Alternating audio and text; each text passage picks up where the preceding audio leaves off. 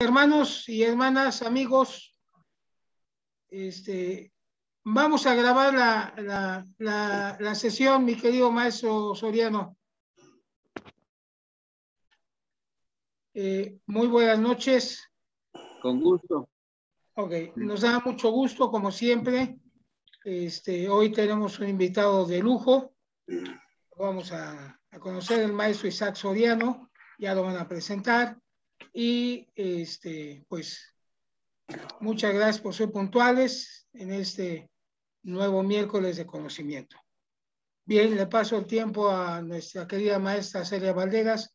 Ella va a ser quien va a conducir esta vez esta sesión y nuevamente bienvenidos. Maestra, adelante. Muchas gracias, hermano Lozano. Muy buenas noches a todos. Qué bueno que están con nosotros. Va a ser una noche muy hermosa con el tema que tenemos con el hermano Soriano. Gracias, hermano Soriano, por estar aquí con nosotros. Y la primera oración, vamos a empezar con oración. La primera oración la va a ofrecer la hermana Perla Garza, ¿verdad? Y espero que esté el hermano Alayo Moreno conectado porque él tiene el pensamiento espiritual. Después de la oración el hermano Alayo y luego el hermano Ajax presentará al hermano Soriano y la última oración será dirigida por la hermana Ana del Carmen Hernández. En ese orden, hermanos, por favor. Hermana Perla, por favor. Gracias, buenas noches. Nuestro bondadoso Padre Celestial, en esta noche te damos gracias por cada una de las bendiciones que nos has dado, por la oportunidad de tener un nuevo día y de poder hacer las cosas que debemos. Te pedimos que en esta noche tu Espíritu pueda morar con nosotros y que podamos abrir nuestras mentes y nuestro corazón para poder ser receptivos al Espíritu y poder aprender más acerca del conocimiento que nos pueda ayudar a regresar a tu presencia. Te pedimos una bendición especial por todas las personas que están sufriendo, que están enfermos, que los cuides y que los ayudes para que puedan recuperar su salud. Por los misioneros que están predicando tu evangelio y por cada uno de los miembros de esta iglesia y de todas las personas del mundo, así como de nuestros líderes. Te pedimos todo esto con amor y humildad en el nombre de tu Hijo amado, nuestro Señor y Salvador Jesucristo. Amén. Amén. Amén. Amén. Amén. Ok, listo. Buenas noches a todos. Estamos muy contentos de tenerlos por aquí. Y ya pues ya somos varios, qué bueno. Ay, 37, qué bien, qué bien. Y he tenido la bendición de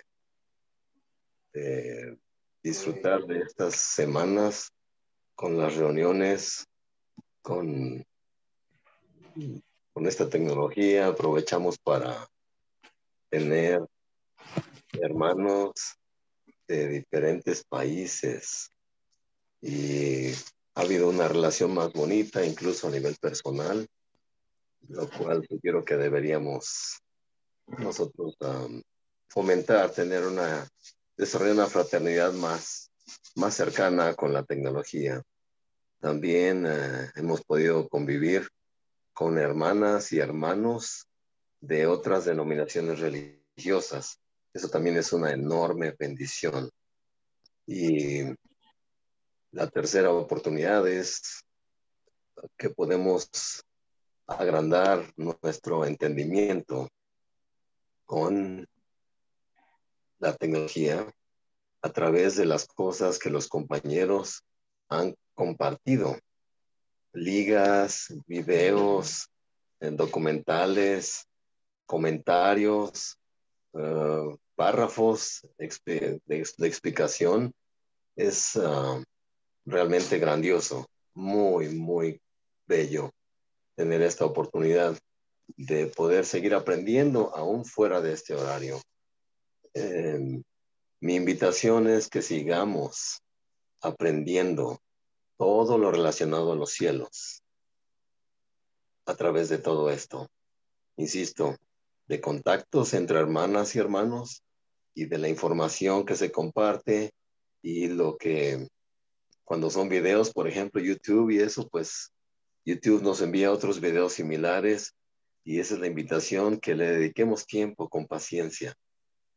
Claro que también en YouTube están clases de Ven, Sígueme, con muy buenos expositores y que en excelentes explicaciones. Y estamos viviendo tiempos maravillosos. Eso es lo que yo percibo. No me imaginaba tanto cuando yo era un niño o un adolescente de llegar a este nivel. Ciertamente las personas pues han tenido algunas complicaciones ahora con esta situación de quedarnos en casa, pero pues por eso quise empezar con la parte positiva. Así que en conclusión, convivir con hermanas y hermanos de otros países y de otras denominaciones. Aprender unos de otros y aprender de lo que la tecnología nos permite, junto con lo más importante, las escrituras. Es tiempo de leer las escrituras completas de una vez, de pasta a pasta, como decimos. Y también estar en constante oración para que el Espíritu nos pueda revelar la verdad de todas las cosas. Y esto junto con expresar que estoy no solamente muy agradecido, sino también muy, muy contento de estar viviendo esta era de avance en la humanidad, y elevo mi agradecimiento a nuestro Padre Celestial en el nombre de Jesucristo. Amén. Amén.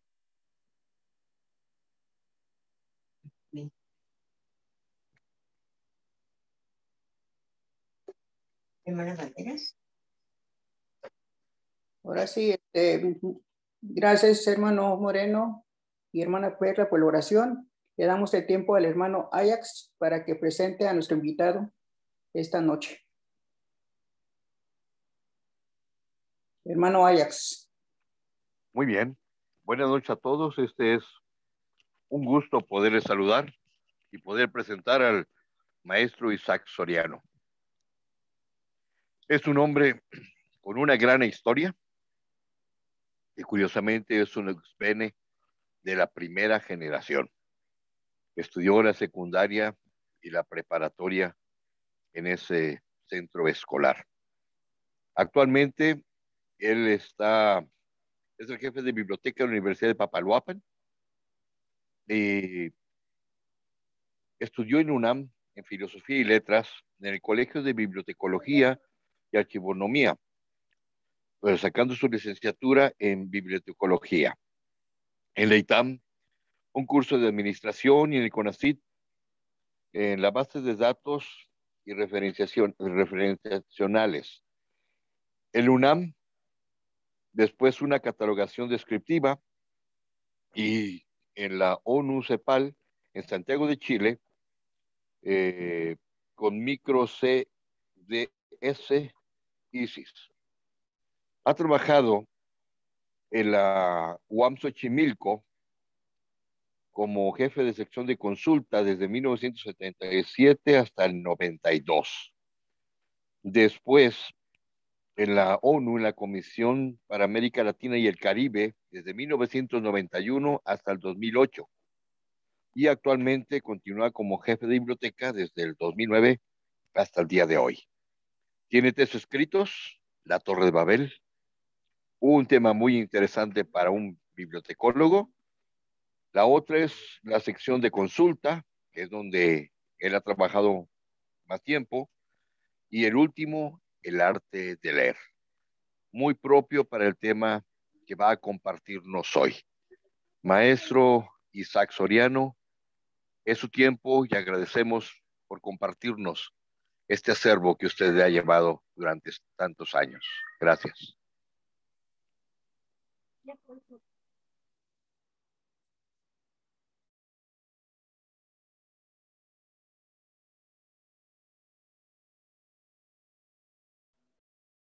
Tu micrófono, Isaac, tu micrófono está cerrado.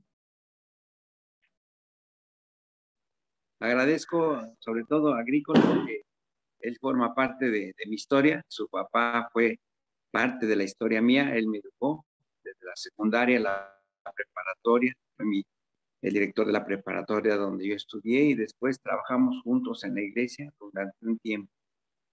En el libro que él escribió, también él tuvo la gentileza de nombrarme, a pesar de que mis esfuerzos, él pasó como parte de que yo le hubiera ayudado. En realidad, pues el trabajo es el trabajo dentro de la biblioteca siempre es así, investigación, saber dónde encontrar los materiales. Dicen que un bibliotecario no es el que sabe todo, sino el que sabe dónde encontrarlo. Y eso es lo interesante. El día de hoy me pidieron que hablara sobre la biblioteca de Alejandría. Y pues para empezar, yo quisiera que empezáramos precisamente por la ciudad de Alejandría. La ciudad de Alejandría fue fundada cerca del río Nilo por Alejandro el Grande, quien vivió en el 356 al 326 a.C. La ciudad fue fundada en el 332. Se conocía por varios nombres, pero uno de los más conocidos es que era la novia del Mediterráneo. Y se encuentra a 220 kilómetros al noroeste del Cairo, capital de la República Árabe de Egipto. El lugar fue elegido, era un poblado de pescadores que se llamaba Racotis, que se encuentra frente a la isla llamada Faro por los griegos, donde se construyó posteriormente el Faro de Alejandría a fines del siglo III antes de. Hay una pequeña historia con respecto a esto y yo se las quiero narrar porque la verdad es como una parte fantástica. Dice, una isla hay luego en el proceloso mar delante de Egipto. Faros la llaman. Le dijo en sueños un sabio de blancos cabellos al. Pues según supone el historiador griego Plutarco, la manera elegida por el poeta Homero de recordarle al estratega macedonio unos versos de la Odisea y de indicarle el lugar donde debía situarse la capital de su imperio. Para eso hay que entender que Alejandro fue un erudito, no solamente un gran general, sino que fue un gran erudito. Algunos historiadores inclusive dicen que llevaba bajo el brazo una copia de la Ilíada, y por eso este sueño que parece una cosa como de magia, es donde él narra dónde debe poner su ciudad, que llevaría su nombre.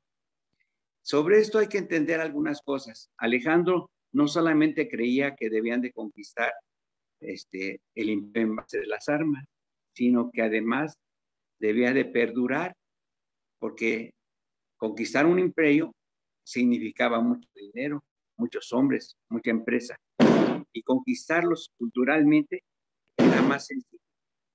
Por eso Alejandro hizo o mandó hacer en este sueño la Alejandría y tratar de fundar lo que nosotros conocemos ahora como la Biblioteca de Alejandría. Eso es interesante. La primera fundación de la Biblioteca de Alejandría se llamó la Biblioteca Madre y fue creada o fue pensada cuando después, porque Alejandro nunca pudo ver su ciudad construida. Recuerden que murió a los 35 años. Y entonces el imperio que él tenía fue dividido por los generales cercanos a él. Y uno de ellos fue Ptolomeo I, llamado Sóter, o sea, el Salvador, que había sido uno de los mejores generales de Alejandro. Inició en Egipto a fines del siglo IV a.C. una dinastía de sangre griega en la cual la famosa Cleopatra, la que todos conocemos, será el último soberano. El primer soberano ptolomeico reinó entre los años 305 y 285 a.C. Según lo manifiesta el obispo griego San Irineo, Ptolomeo fundó en Alejandría la Biblioteca Madre en el Puchón, o sea, en el Distrito Real, cerca del puerto, que sería conocida como la primera biblioteca, y ordenó la construcción del faro, una de las 7 maravillas del mundo antiguo. A partir de entonces, Alejandría representaría el nuevo espíritu del mundo, en reemplazo de Atenas. La biblioteca de Alejandría se estableció en el año 297 antes de Cristo, la fecha, y fue por iniciativa del filósofo Demetrio de Falero, discípulo de Teofastro de Lesbos, quien fue su primer bibliotecario. Para diferenciar de la posterior surgida unos 50 años después, sería identificada por los especialistas como la biblioteca madre. Ptolomeo II, llamado Filadelfo, hijo de Ptolomeo Sóter, que gobernó en Egipto del año 285 al 246, llevó a cabo el proyecto de su padre, construyendo el faro y el museo. El museo se llamó así porque era una institución de las musas. Ustedes recuerden que había 12 musas que los griegos adoraban. Bueno, por eso le pusieron el museo. Este último considerado como la primera universidad del mundo en su sentido moderno, y además compró las bibliotecas de Aristóteles y Teofastro. Por entonces, los manuscritos se escribían sobre láminas de papiro, un vegetal muy abundante en Egipto que crece en las orillas del río Nilo. Según nos informa Plinio el Viejo, en su Historia Natural, a causa de la rivalidad de la biblioteca de Pérgamo con la biblioteca de Alejandría, la de Pérgamo fue creada por Eumenes II, que reinó entre los años 197 y 180 a.C. La palabra griega biblioteca identifica cualquier estante, anaquel, armario o nicho en la pared que pudiera ser usado para almacenar rollos. Incluso los rollos de papiro se guardaban en cestos y vasijas. Ptolomeo Filadelfo prohibió la exportación del papiro. En consecuencia, en Pérgamo se inventó el pergamino. Este se conseguía preparando la piel de cordero, de asno, de potro, de becerro. Y cuando más lisa y suave la piel que se utilizaba, más se le apreciaba. El pergamino era más resistente que la hoja de papiro y además ofrecía la ventaja que se podía escribir sobre ambos lados. Para entonces, esta primera biblioteca poseía 13 salas de conferencias. Para que se den una idea, estas salas podían albergar a 5,000 estudiantes, lo que les da una idea de las dimensiones del complejo. La biblioteca de Pérgamo fue fundada por el rey Atalo I de Tios. Su sucesor, Eumenes II, soberano, enriqueció esta biblioteca imitando los parámetros del complejo alejandrino. Y luego después, como les dije, después de 50 años, fue fundada la biblioteca de Alejandría, que se llamó La Hija. Y esta fue fundada por Ptolomeo III, llamado Evangelis, o sea, el benefactor. Será fundada en el Serapeum, o sea, el templo dedicado a Serapis, una divinidad que era una combinación de Osiris y Apis, en el Acrópolis de la colina de Racotis, que sumaban 700,000 volúmenes según el escritor latino Aulio Gelio. Esto de esta cantidad, no crean que siempre, algunos inclusive le quitaban un 0 y serían 70,000, ¿verdad?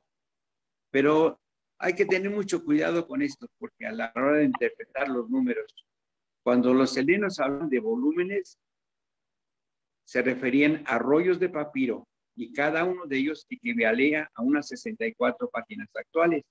Así que se necesitaban muchos para formar un libro. Difícilmente una obra cabía en un solo rollo. Cuando Ptolomeo Sóter decidió crear la biblioteca de Alejandría, eligió como modelo la biblioteca ateniense de Aristóteles de Estrageria, el gran filósofo y preceptor de Alejandro el Grande. La idea de los primeros alejandrinos fue que la biblioteca contara con una copia de todas las obras escritas en griego. pero pronto se pensó que era mejor adquirir una copia de toda obra de interés escrita en cualquier idioma. Y por último, se abandonó el concepto mismo de obra de interés para tratar de alcanzar a la universalidad total, o sea, conseguir un ejemplar de todo existente. Así la biblioteca madre y la biblioteca hija engrandecieron su caudal principalmente con la confisión de cuanto manuscrito se encontraba a bordo de cada navío fondeado en el puerto de Alejandría, devolviéndose tan solo una copia del mismo. Estos detalles fueron explicados por el célebre médico Claudio Galeno en el siglo II después de Cristo. La primera biblioteca universal de la historia. La biblioteca de Alejandría llegó a ser la primera biblioteca universal de la historia. El primer inventario realizado estuvo a cargo de Demetrio de Falero. Arrojó a la existencia aproximadamente de 400,000 rollos, que sucesivamente aumentaron a 500,000, y en tiempos del gramático y poeta Calimaco de Cirene, que enseñó en Alejandría y trabajó en la biblioteca, de la que seguramente fue su director, a principios del siglo III a.C., la cifra subía a 700,000. Como ya dijimos, los números a veces no cuadran, pero tengan presente que eran papiros. Con el mecenazgo inicial de Romeo Filadelfo, precisamente en el museo, entre principios del siglo III a.C. hasta final del siglo II, se realizó la traducción al griego de la Biblia hebrea, tarea que fue encomendada y llevada a cabo por 72 jajamines, en hebreo sabios, de Egipto, versión que conocemos con el nombre de la Septuaginaria o traducción de los 70. Este hecho es sumamente significativo, pues esclarece sobre el profundo conocimiento que poseían los griegos de los judíos antes del nacimiento de Jesús, el Hijo de María. Los primeros bibliotecarios, los primeros 6 bibliotecarios de la biblioteca de Alejandría, o encargados de la biblioteca, puestos de gran responsabilidad y sumamente honorífico, fueron Zenodoto de Efeso, realizador de numerosas clasificaciones de poetas épicos, un diccionario homérico y la primera edición científica de la Ilíada y la Odisea. Apolonio de Rodas, Eratóstenes de Cirene, matemático, astrónomo y geógrafo que calculó el tamaño de la Tierra con mucha precisión. Sobre esto hay algunas historias de Eratóstenes que vale la pena comentar, que él mandó, después de leer un pergamino en la biblioteca, diciendo que había tal distancia de un lugar a otro, él mandó a una persona a que caminara de ahí donde estaba hasta ese lugar, y con esa distancia él calculó con la verdad, el cálculo de la Tierra con mucha precisión, faltándole muy poco. Fíjense desde cuándo. Él estuvo en la biblioteca en el 276 hasta el 194 antes de Jesucristo. Aristófanes de Bizancio, lingüista por excelencia, escribió comentarios a Eurípides y Aristófanes de Atenea. A él se le debe asimismo la división de las obras de Platón, y como lexicógrafo explicó las diversas aceptaciones de palabras en autores antiguos conforme a los dialectos. Y luego Apolonio Pantógrafo y Aristarco de Samotracia, que fue uno de los primeros escolastistas del griego Sijón, o sea, comentario, que es decir, comentarista de la historia, llevando a cabo una tarea que conocemos como ediciones comentadas, habiendo redactado cerca de 800 volúmenes. Asimismo, se considera a este erudito como el fundador de la investigación científica en estudios clásicos y formador de un importante grupo de discípulos, entre ellos Calitastro, Herminio, autor de un manual de mitología, una etimología, etc. Armonio, Inicio de Tracia, Cano y Mo. Los sabios de Alejandría. Los sabios e investigadores más destacados de la época helenística vivieron y trabajaron en la biblioteca de Alejandría, aprovechando sus inestimables tesoros para fundamentar sus propios trabajos o descubrimientos y suscitando a su vez un movimiento intelectual y cultural que abarcaba todos los ámbitos del saber de aquel ecumenio.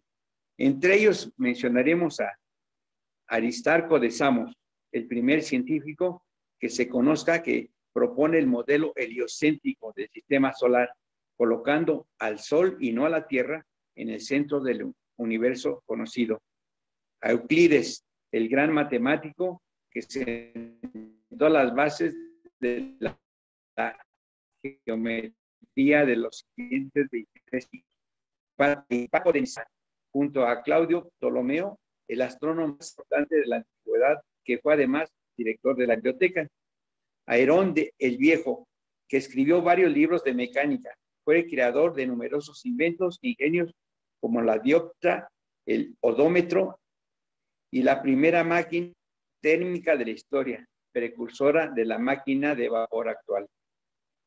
Claudio Ptolomeo, que fundó la cartografía, impulsó la astronomía y escribió obras como Almagesto, Geografía, Gran Sintaxis, etc.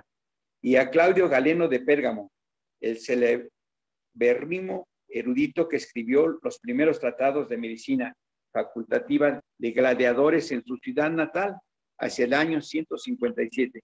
Su obra, heredera de las teorías de Hipócrates y Aristóteles, perduró como fuente del saber médico hasta el siglo XVIII y su nombre quedó como sinónimo de médico. Y luego pasamos a lo que es el incendio de la biblioteca durante la invasión romana. Entre los años 88 y 44 a.C., Roma, la orgullosa república, en guerras civiles. Las más furiosas batallas se sucedieron entre 49 y 46 a.C. Entre los partidarios triunviros Ceneo Pompeyo y Julio César. Mientras tanto, en Egipto, la dinastía ptolomeica había caído en degradación total hacia el año 51. El trono estaba ocupado por una reina de solo 17 años, Cleopatra, hija de Ptolomeo II, llamado el Flautista, y de Cleopatra V, llamada Tifena, o sea, delicadeza, que compartían el poder simultáneamente con sus hermanos Ptolomeo XIII y Teos Filopacto, de 10 años, y Ptolomeo Teos Filopacto II, de apenas 8 años. Cuando César llegó a Alejandría con 4,000 hombres en persecución de Pompeyo, en octubre del año 48, este ya había sido alteramente asesinado por orden de la infantil familia ptolomeica para congraciarse con el dictador romano. César fue sitiado durante el invierno boreal por los alejandrinos hasta que fue rescatado en marzo del año 47 por 2 legiones procedentes de Asia Menor y el ejército de su aliado Mitrades, rey de Bósforo. A pesar de que César era el amo del mundo y la propia Cleopatra y sus hermanos lo favorecían, luego de que el hechizo de su llegada se desvaneciera, los alejandrinos, conscientes de que el general latino se había adelantado a sus legiones y disponía de escasas fuerzas, iniciaron una resistencia desesperada, conducidos por el general Aquilas, que disponía de un ejército de 20,000 soldados, intentando aniquilarlo antes de que llegaran los refuerzos. Atacados, César por sus flancos, se atrincheró en el palacio de Cleopatra, resuelto a combatir hasta las últimas consecuencias. La insurrección alejandrina contra los invasores romanos tuvo 5 etapas. El asedio del palacio, el primer combate naval, segundo combate naval y pérdida de la isla de Paz. Y durante la primera etapa se produciría la primera destrucción de la biblioteca de Alejandría, es decir, la llamada Biblioteca Madre. El escritor británico Edward Morgan en su pormenorizado estudio sobre la ciudad fundada por el gran Alejandro, puntualiza: el asedio estaba triunfando en tierra, pero fracasando en el mar. Cuando César bajó inesperadamente por los muelles del puerto oriental e incendió la flota alejandrina, 72 naves. Las llamas se extendieron al museo y a la biblioteca. Fue destruido. Las llamas que extendieron de la flota surfa en el gran puerto a los muelles y edificios portuarios, destruyendo gran número de libros que se conservaban ahí, ya fuesen en espera de su entrega a la biblioteca o de su exportación a ultramar. Porque además la biblioteca, al confiscar los libros y guardarse con el original, hacían también diferentes copias, y estas copias las vendían a diferentes partes del mundo en su comercio. Y esto hizo también, eso es importante que lo entendamos, que muchas obras se salvaron por eso, porque tenían una copia en otro lado. La original había sido destruida por el fuego que se hizo en ese tiempo, ¿verdad? Por su parte, el historiador griego Plutarco, autor de Vidas Paralelas, una serie de biografías de griegos y romanos famosos elaborado en forma de parejas con el fin de comparar sus virtudes y defectos, asevera: César, amenazado de verse interceptado por la flota, se vio obligado a rechazar el mediante el fuego, que al propagarse desde los arsenales destruyó la gran biblioteca. Eminentes historiadores romanos como Amiano, Marcelino, en su red Libris, corroboró el episodio. Parece ser que luego de estos graves sucesos, la biblioteca siguió funcionando. Estrabón describe el museo en la época de Augusto en forma de siendo como algunos investigadores decían.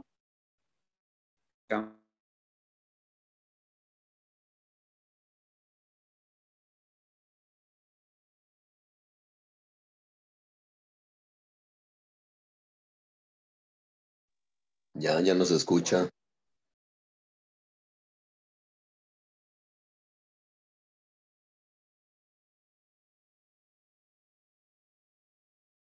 Creo que se salió. Sí, porque tampoco se ve la imagen. No. Déjame. Se fue la imagen y el sonido. Sí, Padre Gallo, que se salió, déjame contactarlo.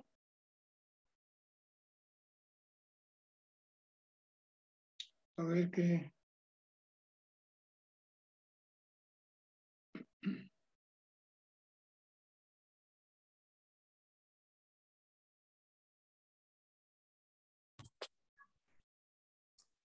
Perdí toda comunicación, Agricol.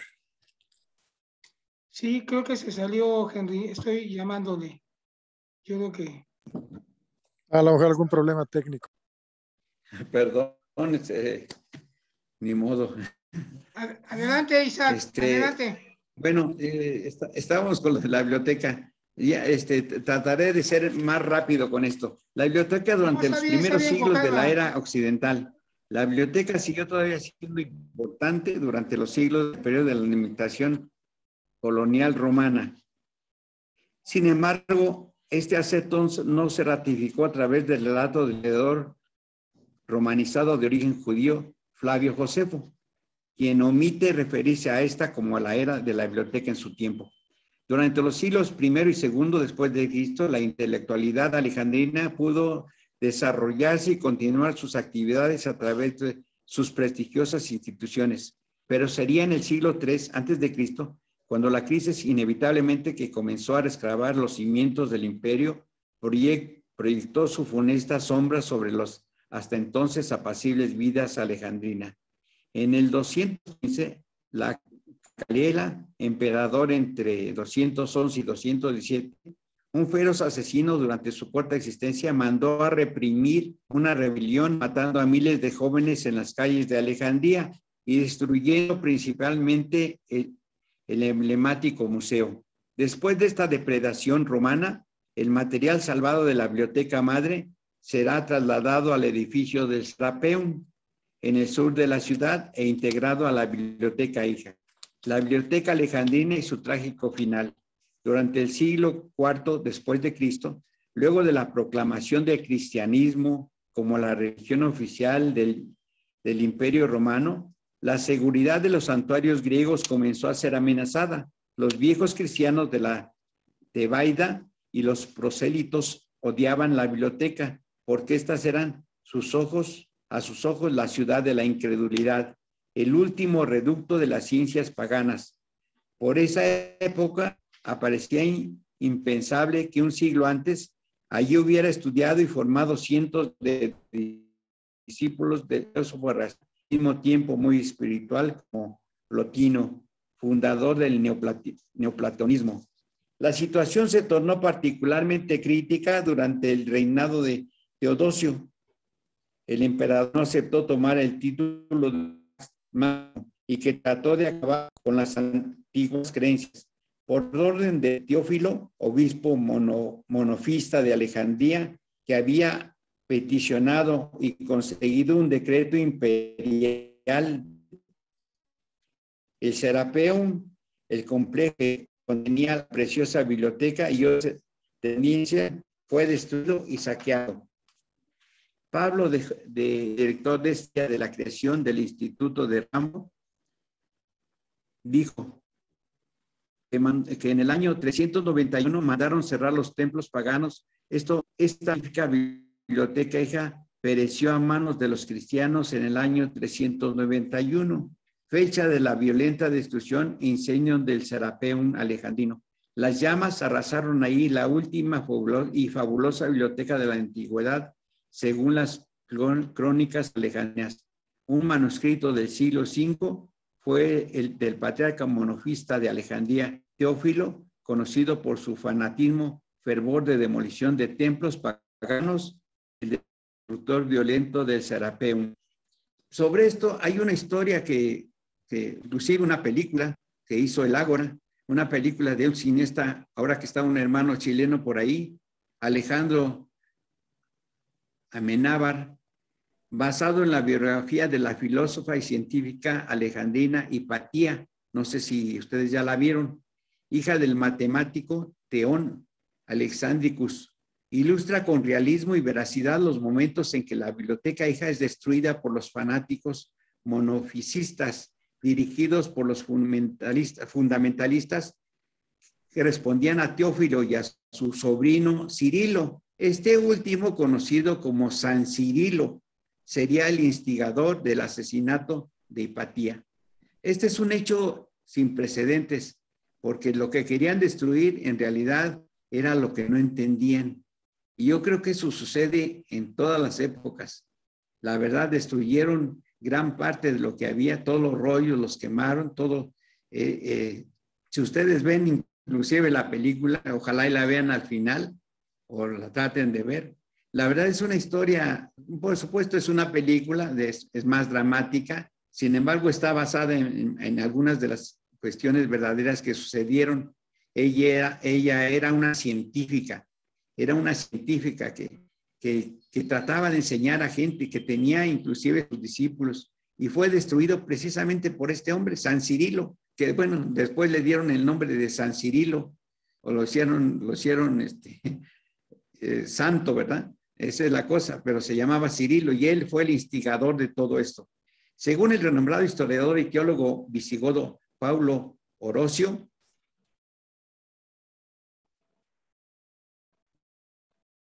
discípulo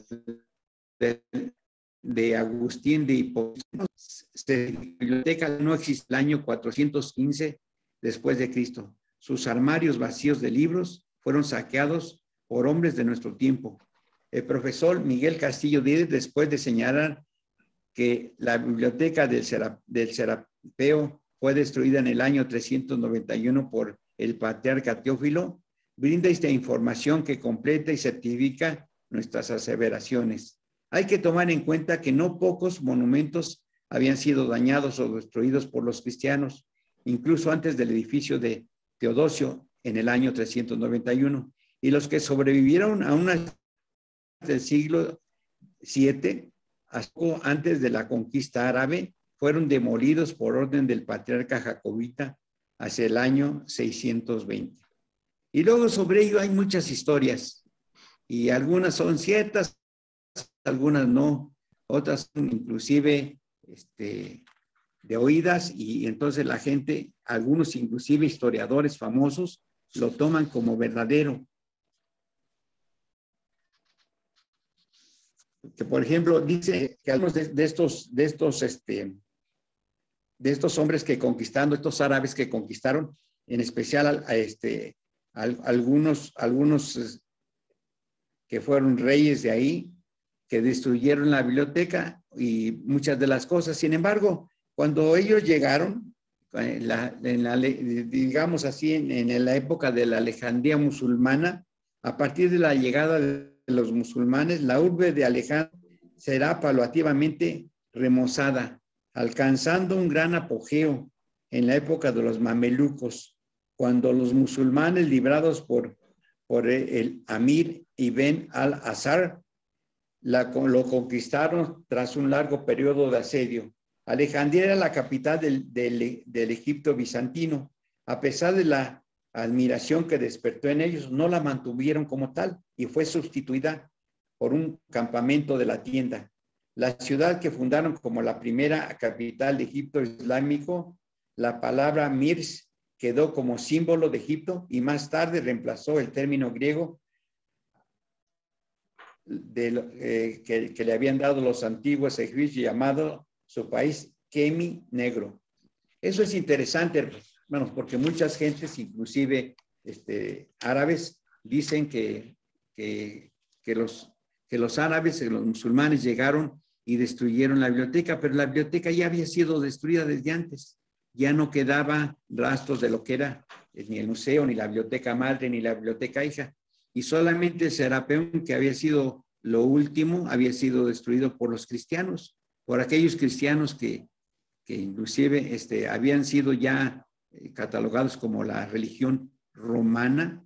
Ellos fueron y recibieron órdenes de que destruyeran todo lo antiguo, y ellos creyeron destruir no solamente los museos, las estatuas, todo este tipo de cosas, sino también la biblioteca y con todo lo que ellos contenían hasta ese tiempo. Viene después el Renacimiento, luego del periodo napoleónico, 1798 y 1801 que vivió, y las invasiones inglesas, el virrey el virrey Muhammad Ali logró emancipar a Egipto del Imperio Otomano, que se le compara con el periodo de la Revolución Meiji. En Japón, debido a su tendencia a adoptar la modernización sin menospreciar la tradición, este gobernante musulmán de origen albanés construyó el canal de Mamuyaji, abierto en 1847, y unió de nuevo a la urbe alejandrina con el Nilo. Con el advenimiento del llamado Renacimiento cultural árabe a mediados del siglo XIX, Alejandría se convirtió nuevamente en un centro de florecimiento de la literatura, las artes y las ideas. Incluso su colectividad griega experimentó un renacer con las letras napoleónicas. Uno de los principales poetas fue Constantino Cavafis, nacido y muerto en Alejandría, una de las figuras literarias más importantes del siglo XX y uno de los mayores exponentes del renacimiento de la lengua griega moderna. La nueva biblioteca de Alejandría. Hoy día la ciudad de Alejandro de Cleopatra, de su famoso faro, de los logros intelectuales de los Ptolomeos y las construcciones de los mamelucos, sigue destilando su profunda magia como legendaria ciudad de la memoria. La reconstrucción de la antigua Gran Biblioteca, fundada por iniciativa de Demetrio de Falero a fines del siglo III a.C., le devuelve su histórica importancia. Inaugurada el 31 de diciembre de 1996, tiene una superficie de 36.770 metros cuadrados, con una altura de 33 metros.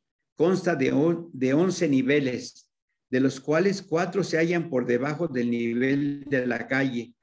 Se ha calculado que el número posible de libros puede llegar a 20 millones. De momento disponen de unos 200,000. La mayoría de ellos son donaciones. Hay 50,000 mapas, 10,000 manuscritos, 50,000 libros raros y además ejemplares del mundo moderno con 10,000 multimedias de audio y 50,000 multimedias visuales. Todo esto lo rigen y supervisan unos 600 funcionarios, bibliotecarios que ahora trabajan ahí. Este es un poco de la historia de la biblioteca. La verdad, hay mucho que leer. Yo, la verdad, como les digo, hay muchas leyendas sobre esto, sobre esta historia de la destrucción de la biblioteca, del incendio de Alejandría por los musulmanes, que la verdad fue un musulmán precisamente el inventor del mito hacia el año 597. Y hay otras personas, por ejemplo, Ricardo Roa, el primer es un reciente y lo firma Ricardo Roa, editor general adjunto del diario El Clarín, el Pan Matutino de Buenos Aires. Se trata de un artículo intitulado Hacia una democracia sin justicia. Clarín, sábado 3 de abril del 2013, página 3. Ahí Roa, no sabemos si por desinformación, asegura que hacia el siglo III el califa Omar quemó la biblioteca de Alejandría. Luego agrega, también se justificó esa barbaridad. Si los libros que están ahí dicen lo mismo que el Corán, no sirven de nada. Y si lo contradicen, son peligrosos y hay que destruirlos. El califa Omar, segundo califa del Islam, vivió en el siglo VII de la era cristiana y no en el tercero. Luego Roa repite las palabras a lo largo de 8 siglos, lo que evidencia que toca de oído y desconoce el programa de la historia. Otro que también narra estas mentiras es Leonardo Moledo.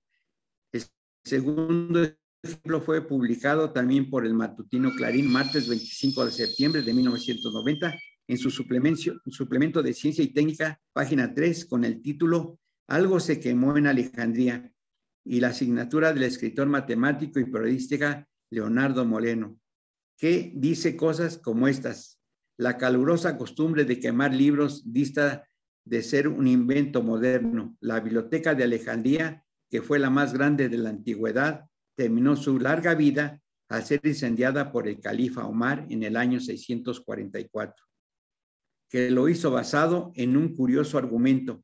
Los libros de la biblioteca o bien contradicen al Corán y entonces son peligrosos, o bien coinciden con el Corán y entonces son redundantes. Este razonamiento notable, que fue objeto de un exquisito comentario del filósofo argentino Tomás Simpson, costó a la memoria urbana una buena cantidad de obras insuperables.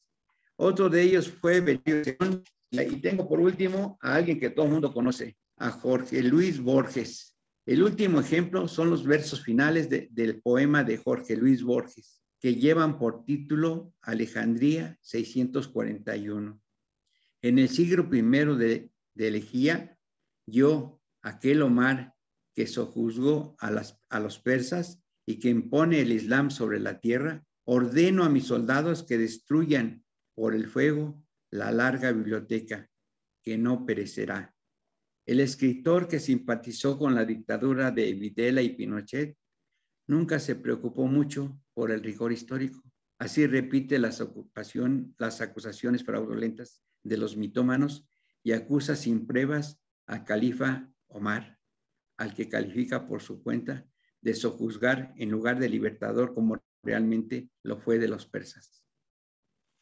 Espero que les haya servido un poco esto y pues estoy abierto a las preguntas.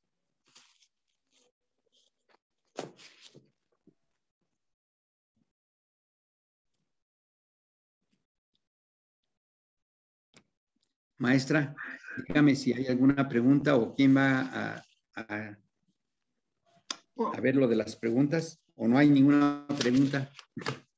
O fue tan malo mi discurso que ya todos se lo sabían. No, fue perfecto. Adelante. ¿Ponemos el video? ¿Y cuál video?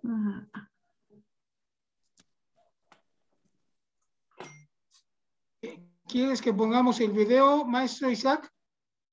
¿O hasta el final? El video iba para hacer después de su charla. Ah, ok, sale. ¿Alguien iba a estar para conducir las preguntas? Si era Beto o alguien. Isaías, pero no es llegó cierto. Ajax. Ok. No sé si la maestra designa a alguien o tú te encargas, maestra. Si nos puede ayudar el hermano Ajax, ya que él lo presentó. Ok. Sí, hace el favor, por favor. Muy bien, con gusto. Hermana Lucía, puede preguntar, por favor. Hermano Isaac, entonces eso de que se dijo que una Casi no le escucho, hermana. ¿Puede hablar más fuerte? Perdón. A ver, déjeme ver cómo está. ¿Se oye mejor? Un poquito más, sí. Bueno. Le quería preguntar que eso que se decía que alguien incendió la biblioteca de Alejandría porque se quería hacer famoso y que en castigo lo dejaron en el anonimato, entonces eso es un mito, ¿verdad? Sí, hay muchos mitos sobre ello. Sobre todo el mito de que fueron los musulmanes. Los musulmanes, en especial el soberano Omar, fue uno de los grandes que hizo florecer todas las artes y la cultura y anexar a lo que sobraba de la biblioteca. Pues varios descalabros, por decirlo así. Y también es sorprendente que ahora sí que los cristianos fanáticos fueron los que realmente destruyeron gran parte del acervo. Pues sí, ellos fueron como los que dieron la puntilla, la verdad, pero fue muy visto, como muy sarcástico, porque no solamente destruyeron toda la biblioteca, en este caso el Serapeum, sino que además mataron a la bibliotecaria, a Hipatía, la mataron, la desnudaron y le pusieron brea, como a veces hemos visto en algunas otras cosas, y la descuartizaron, según parece, según dice la historia. Porque ella representaba la parte que según ellos estaba en contra de Dios. Gracias. ¿Y cómo se repiten las cosas? Ya ve la guerra de cristeros también, cómo mataron maestras y las descuartizaron y hicieron cosas también. Qué triste. Así es. Bueno, muchas de las guerras se han dado precisamente por la religión. Ya ve acerca de las cruzadas y todo ese tipo de cosas que fueron, pues también fue por la religión. Inclusive, si podríamos hablar de la Segunda Guerra Mundial, muchas de las cosas también fue por ello. Pero bueno, ese es otro tema. Pero yo digo que más que por las religiones son pretextos para apoderarse de poder y cosas así. Son pretextos a la religión, ¿no? Creo. Bueno, es mi opinión. Sí, hace un rato comentaba con el hermano Ajax que precisamente nuestra iglesia habla acerca de que debemos obtener conocimiento, no solamente de la iglesia, sino de cualquier buen libro, porque a eso venimos a la tierra, a aprender. El conocimiento que nos vamos a llevar es lo único que va a despertar con nosotros. Así que todo el conocimiento es bienvenido. Por supuesto que debemos tratar de buscar el mejor conocimiento que podamos, ¿verdad? Porque nuestro tiempo en la tierra es corto. ¿O no lo cree? ¿Puedo preguntar? Sí, gracias. ¿Puedo hacer una pregunta? ¿Hermana Abreu o quién habla? No, con la hermana Berenice, donde dice Lucía Aguilar, tengo rato con la mano levantada. No veo su manita aquí, hermana. Déjeme ver cómo lo pongo. Estoy en el celular. Adelante, hermana, por favor, en lo que encuentro esto.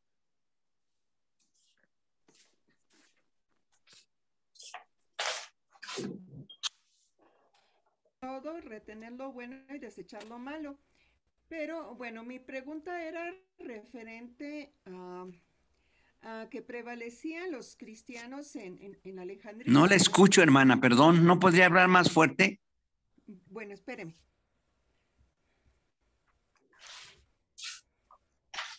Bueno, voy a hablar más fuerte. ¿Ahora sí me escucha? ¿Sí me escucha? Ya, un poquito. Okay. A ver, dígame. Hermana. Había varias religiones en Alejandría. Entonces pero entre los cristianos habían varios tipos. Creo que no está relacionado con su plática, pero sí me podría informar qué tipos de cristianos había, porque la verdad he estado busque y busque, de la cual pues uno de esos grupos cristianos pues mató a Hipatia. Entonces, sí podría decirme qué grupos de cristianos había en Alejandría en esos tiempos, por favor. No, hermana, yo no estudié la lección basada en eso. Yo nada más comenté que los cristianos, por decir los de derecha, por decir algo así, fueron los que destruyeron esto y mataron a Hipatia. Bueno, gracias, hermano. Ellos, como siempre, y yo comenté de los dos nombres porque eso es en la historia. Cierto, había cristianos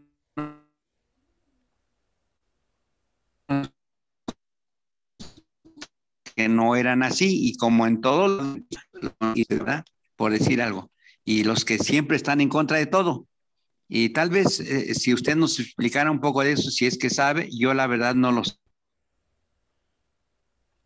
Bueno, yo quería saber, pues los grupos, ¿no? Porque pues fueron parte de la destrucción de la biblioteca.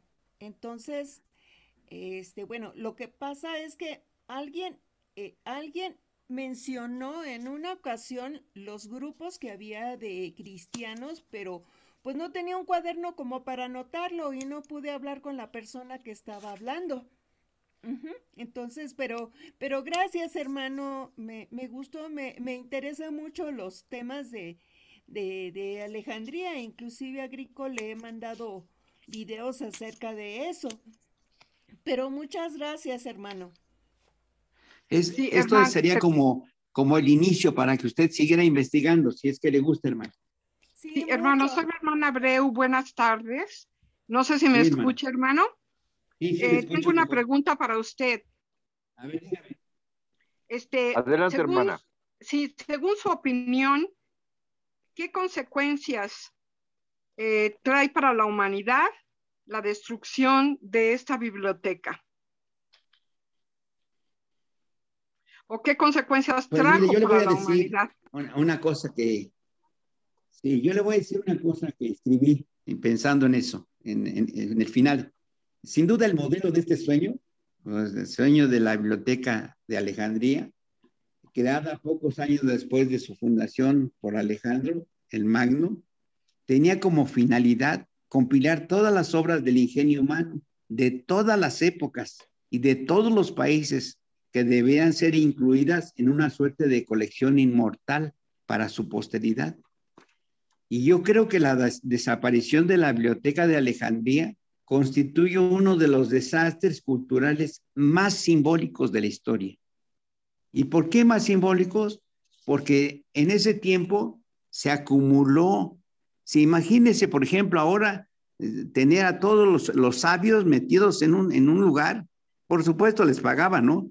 Y ahí vivían, y haciendo inventos y tratando de que la gente supiera todo eso. Y ya luego además la biblioteca hacía copias de esos papiros y los exportaba, los vendía. O sea, no se quedaba con las cosas, ¿se da cuenta? Sin embargo, todo eso se vino abajo. Toda la cantidad de libros que había, a unos, como le digo, unos decían que eran 700,000, otros dicen que nada más 70,000. La verdad no sabemos bien cuánto fue. Ese tipo de cosas fue una destrucción enorme, fue un desastre cultural. Retrocedimos unos 1000 años. ¿Qué no tendríamos ahora si hubiéramos tenido todo ese tipo de cosas? O sea, hay otra película que también quiero que darles que se llama En nombre de la rosa. No sé si la han visto. En nombre de la rosa. Sí, con Sean Connery. Exactamente. Y ahí habla acerca de cómo los libros, fíjese bien, los libros fueron, por decir así, encarcelados, o sea, llevados a los monasterios y guardados ahí, y solamente para ellos y no para todos, por supuesto, sucedió. Esto venía siendo en la Edad Media, o sea, no se había quitado todavía el síndrome de esto, ¿verdad? Y muchos del puesto de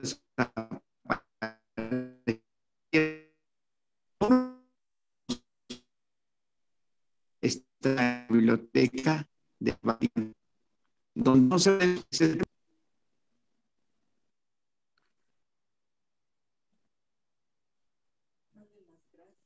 ¿Nos escucha bien? ¿Nos escucha, hermano Isaac? Sí, yo sí escucho, aunque sea como muy lejos, pero escucho. Ok, ¿ya me escucha mejor? ¿Me escucha mejor? Un poquito.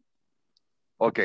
Hay otra pregunta, hermano, que si hubo otra directora de la Biblioteca de Alejandría que hubiera sido mujer como Hipatia.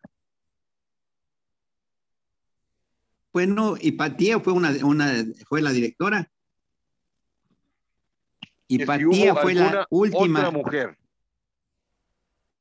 Aparte de ahí, bueno, hubo mujeres historiadoras, hubo mujeres científicas. En realidad, mucho de esto se quedó en los incendios. No se sabe bien cuántos hubo, cuánta gente hubo estudiando y haciendo ese tipo de cosas. Hipatia no fue la primera filósofa. Ella menciona en algunos libros que se dieron que había otras gentes como ella y que ella misma tenía dentro de sus discípulos a hombres y mujeres. Muy bien. Muy bien. O sea que debieron de haber más. Yo no lo encontré en ningún momento. También me nació la idea de si había habido otras mujeres más.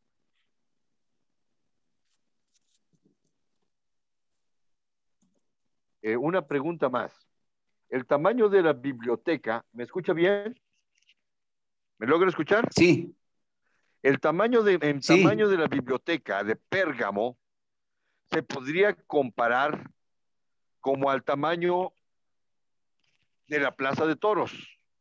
Podría ser, eso es lo que pregunta.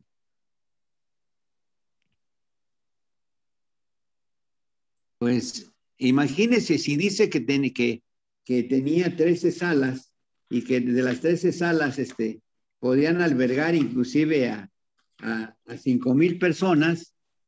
¿Se imagina qué cantidad habría? ¿Qué tamaño tendría la biblioteca?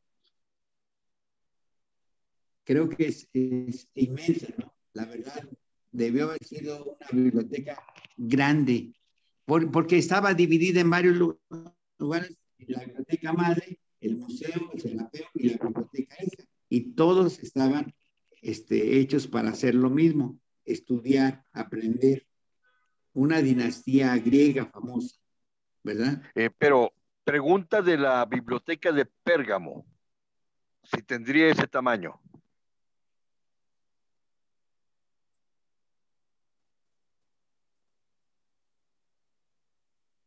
Pues no sé, como un campo de fútbol, una cosa semejante. Quería comentar divídala en parte y así haríamos. Quería comentar que que en los saqueos de los alemanes de la ciudad de Pérgamo, incluso en Alemania hay un museo que se llama Pérgamo, porque se llevaron piedra por piedra muchos edificios. Yo creo que podríamos consultar si entre esos se llevaron las ruinas de lo que fue la biblioteca y así nos podríamos dar una idea. Yo creo que sería una buena idea empezar por ahí, porque ahí en la zona de Turquía, las ruinas que sí están de pies, bueno, más o menos de pie, son la biblioteca de Éfeso, que está relativamente cerca también de Pérgamo. Bueno, como yo les dije, actualmente hay una biblioteca, una biblioteca de Alejandría, que por supuesto es muy moderna. Si ustedes logran verla, es completamente diferente a lo que era.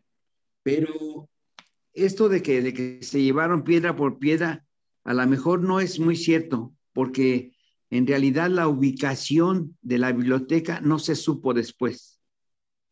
Quedaron ruinas y no se supo en realidad dónde quedó.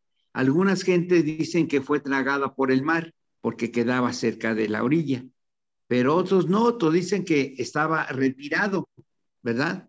No lo sabemos bien a ciencia cierta. No se sabe si en realidad fue tragada por el mar, fue destruida solamente y ahora sí quedaron esas piedras que usted dice y se llevaron varias partes, no lo sé.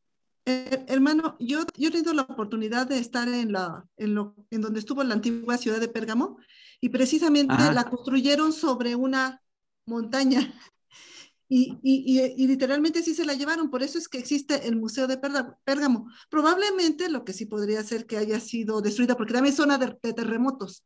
Toda esa zona donde está Éfeso, Pérgamo, Libia y todo eso es donde Juan el Amado habla de las 7 iglesias, es zona también de muchos terremotos. Entonces, pero sí, claro, ya no estaban los edificios completos, pero lo que había, porque ruinas preciosas enteras, así que se las carranciaron, como decimos aquí en México, ¿no?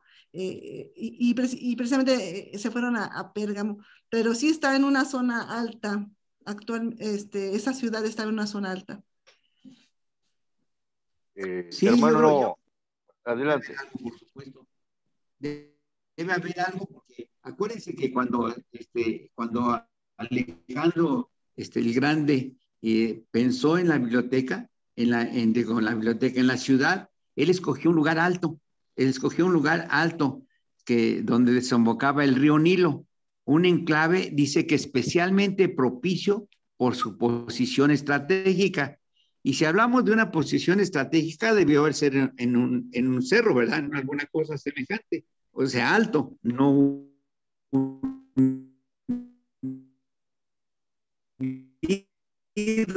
¿verdad? Pero o parte de la biblioteca se distribuyó en varios lugares, no sabemos bien exactamente dónde quedó.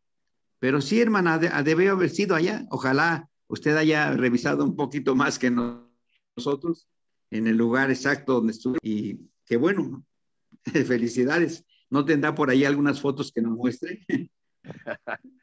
Hermano Isaac, quiero hacer unos comentarios en base a otra pregunta por la causa de esa última destrucción. Es interesante que este general militar griego veinteañero, Alejandro el Magno, Alejandro el Grande, él haya puesto al griego como la lengua franca. Después de haber conquistado tantos territorios del mundo, haber conocido a pueblos tan diferentes, tantas lenguas, haber conocido a los sabios, a los conocedores de cada pueblo, se dio cuenta que era necesario unificar todo ello. Por eso creó las diferentes Alejandrías. La más famosa es la de Egipto. Pero menciona que el ejército era muy costoso de mantener, era muy cansado mantener conquistas sobre los pueblos y se dieron cuenta que el conocimiento era la mayor arma, el mayor control de los pueblos, de la masa, de todos los habitantes, controlando su conocimiento, qué podían saber y qué no. Por esa razón, pone la lengua franca al griego para que todo mundo pueda comunicarse este conocimiento y funda esta biblioteca para poder tener el control de este conocimiento y le pagaban a todos estos sabios, a todos estos conocedores, investigadores y de todo tipo. Pero curiosamente fue destruido por la misma razón, por el control de conocimiento. todo conocimiento que pudiera atentar contra la nueva religión cristiana del Imperio Romano y los diferentes grupos religiosos cristianos que menciona la hermana. Aunque sí sabemos que es el Ciro, el obispo de la región, quien manda a destruir el templo de Serapis, ¿no? En cuanto a eso, sí fue muy directamente, y los que mataron a Hipatia y la desollaron con conchas del mar. O sea, fue mucho más cruel que solamente matarla, ¿no? Ahora, me gustaría, lo que pregunta la hermana, ¿cuál es, con su experiencia, con lo que conoce de esta historia, cuál es la razón de controlar así el conocimiento que llevó a la destrucción de esta biblioteca?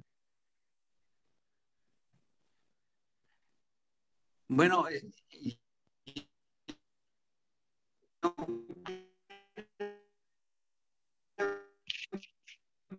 no le escuchamos, se detuvo un poquito su imagen. Inclusive sobre ella varias cosas interesantes. Hay historias donde dice que él utilizó los libros para calentar los baños. Yo no sé si saben esto, pero sí, son historias que se han creado alrededor de que llegaron y porque él no tenía agua en los baños, y entonces son cosas que se van creando a través del tiempo. Yo creo que como le digo, la verdad, la quema de todos estos libros, la destrucción sistemática hasta llegar a la destrucción de Hipatia, por ejemplo, no fue más que una parte de un todo. Mucha gente, por supuesto, como ahora, no tiene acceso a las bibliotecas. Yo no sé si se han dado cuenta, pero mucha gente no tiene acceso a las bibliotecas. Ahora, muchos bibliotecarios en las regiones despobladas, lo que han hecho, inclusive hasta, no sé si se han fijado, han llevado un burrito con libros para leer con la gente de allá. Si eso hacen ahora, imagínense qué sucedía hace 2000 años o un poco más. ¿Se dan cuenta? O sea, esto sucedía. ¿Qué pasa con esa gente que no tenía acceso a ello? Que eran esclavos inclusive. Pues no les merecía ninguna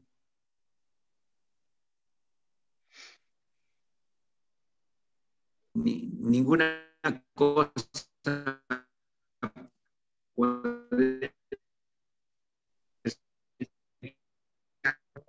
que todo esto, ¿verdad? Pues de ricos, gente como Dios, pues en realidad la grande cultura a través de la destrucción de esto. Como les digo, la destrucción de la desaparición de la biblioteca, ese constituyó uno de los desastres culturales más simbólicos, por no decirlo el más grave, de la historia, porque eso nos atrasó, y tal vez la Edad Media no hubiera sido media, no existiría si la biblioteca y todos los demás hubieran seguido estudiando y aprendiendo. Pero por alguna razón sucedió. Ya visto desde el punto de vista nuestro, pues por algo sucedió, ¿no? Como les dije, por ejemplo, ellos conocían bien los idiomas. Alejandro lo que quería era aprender de todo el mundo, y por eso los libros los traían de todos lados, ¿verdad? Y ya los traducían al griego para que después se los llevaran y la gente de allá aprendiera griego. Entonces, como usted dijo, ya no era un dominio con armas, sino un dominio cultural, el que ellos tuvieran sobre las propiedades que habían hecho. Eso es lo interesante, ¿no? Yo creo que en realidad es eso. O sea, muy bien. El hermano pensó mucho más grande de lo que de la cultura. Muy bien. El hermano Gricol parece que tenía una pregunta. Sí, un comentario nada más, Isaac. La hermana Lucía Aguilar preguntaba sobre qué tipo de cristianos eran. Yo quería recordarle que ese suceso con el obispo Cirilo fue más o menos en el año 415 después de Cristo. Así es. Hay que recordar que ya en el 330 se había llevado a cabo la conformación de la Iglesia Católica, Apostólica y Romana por el Edicto de Milán y en el Concilio de Nicea.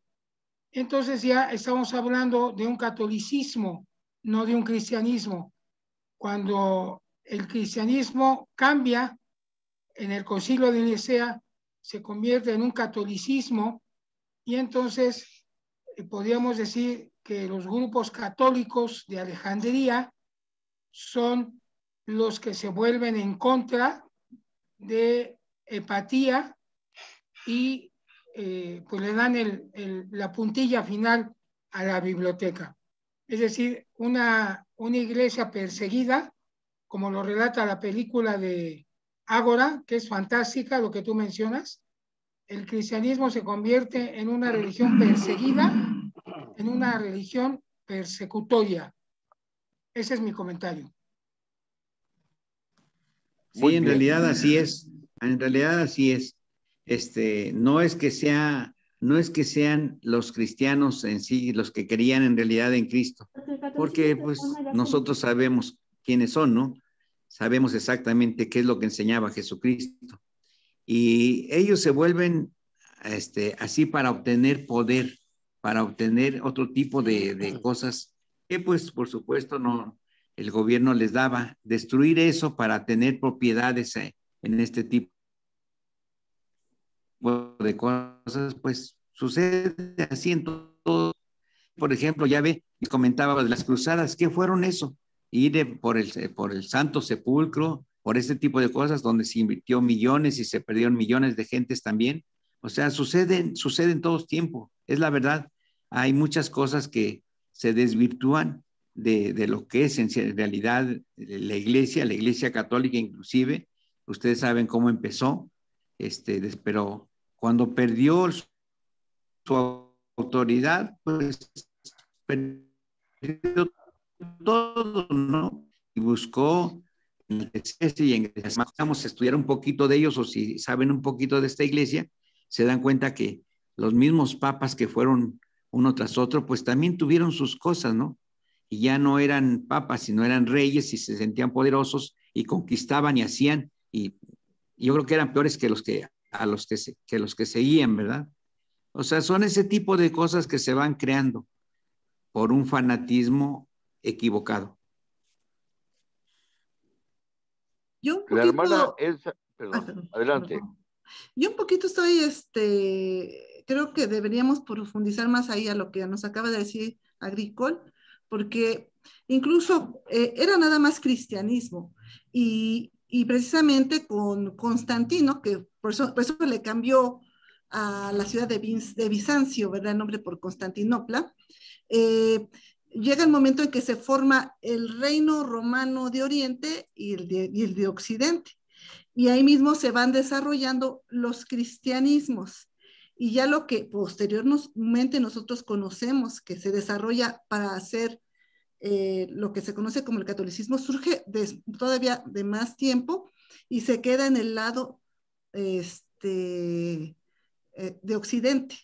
Y continúa los patriarcas, bueno, los que les llaman patriarcas cristianos, tanto en Constantinopla y después cuando tiene la división también los de Occidente, que se divide en el cristianismo griego, ¿verdad? En lo que conocemos hoy como la ortodoxa y el catolicismo, que son unos, más aparte, se seguía desarrollando en lo que actualmente conocemos Medio Oriente, otros tipos de cristianismos que nunca llegaron a ser católicos, ¿verdad?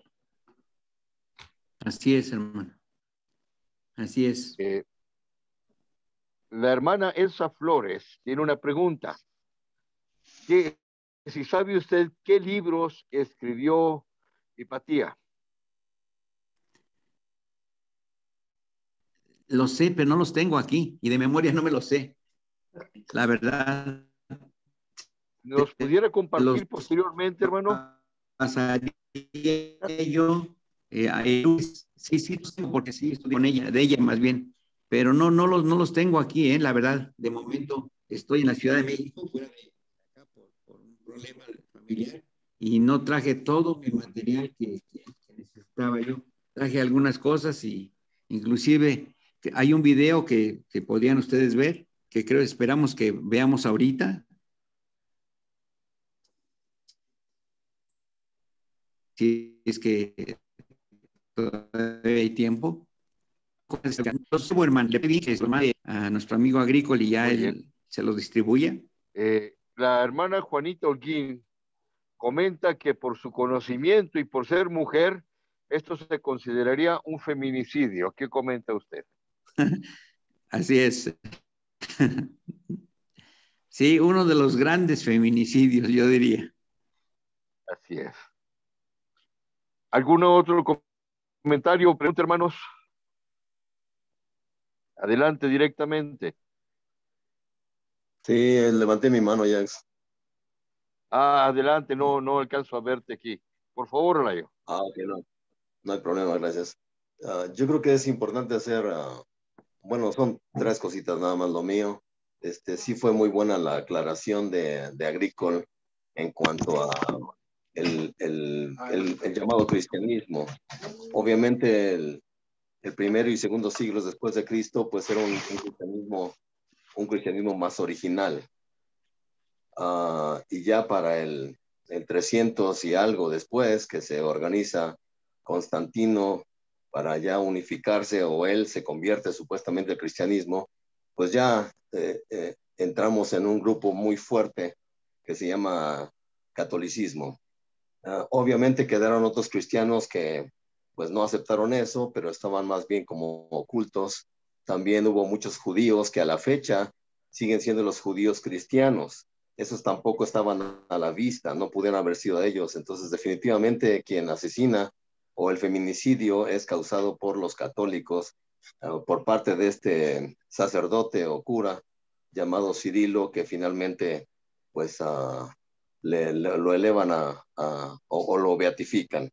Esa es una aclaración importante. Ya las demás situaciones, en cuanto a más divisiones de la iglesia o de los cristianos, ya son siglos después, es hasta donde yo entiendo.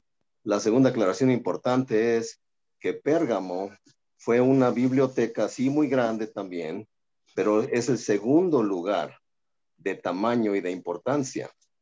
Ok, Pérgamo, estamos hablando de lo que actualmente es Turquía, y sí, era una acrópolis. Ok, esa biblioteca ciertamente funcionó más o menos en el año 200 o 100 antes de Cristo en adelante, y también fue destruida. Pero no es la biblioteca de Alejandría, me parece que ahí hubo algo medio confuso. Ok, la biblioteca de Alejandría sí estaba. Ajá. Hermano, lo que pasa es que eran las dos grandes bibliotecas y sí, unos decían que era más grande una que otra. Sin embargo, la biblioteca de Pérgamo siguió los lineamientos de la biblioteca de Alejandría. Ajá, siguió los lineamientos que tenía la biblioteca de Alejandría, porque fue fundada posteriormente. Así es, hermano, así es. Entonces, por eso es importante entender que una cosa es la biblioteca de Pérgamo, fundada un poquito después de Alejandría, y ahorita estamos tratando el tema de Alejandría en el norte de Egipto, la cual sí estaba muy cerca del mar Mediterráneo, tan cerca que incluso alcanzó el incendio de estos naves que incendiaron, ¿no?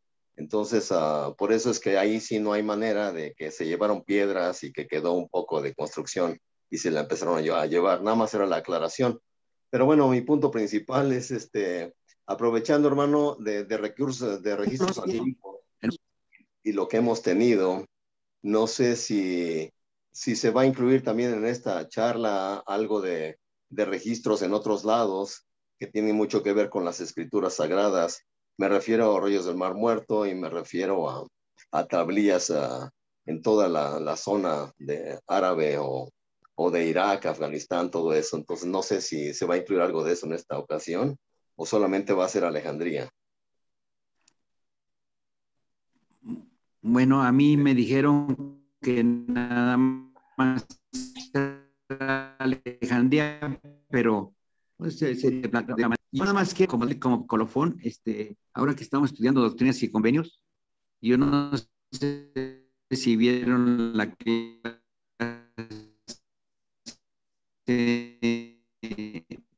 pasada, donde habla acerca de los...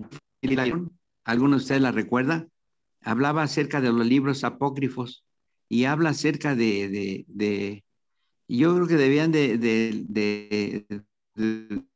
de volver a leer Doctrinas y Convenios 93, creo, o 90, sí, creo que es 93, recuerdo, habla de los libros apócrifos y si 88. Tratándose de libros, si nos remontamos a eso, recuerden que los libros apócrifos son aquellos libros que no forman parte de la Biblia, pero que no necesariamente son ni verdaderos ni forman parte. Entonces, estos libros aclaran muchas cosas. Habría que leerlos. Hay un video de un hermano que está dando algunas charlas que se llama Por la Fe. Este es un hermano mexicano que está en Estados Unidos, creo, y él narra mucha historia de esto. Tiene mucha información de esto. Él estudió bastante con respecto a esto y la verdad las cosas que encontró con respecto a los libros apócrifos y la manera en que lo dice, la manera en que lo explica, vale la pena que lo leamos.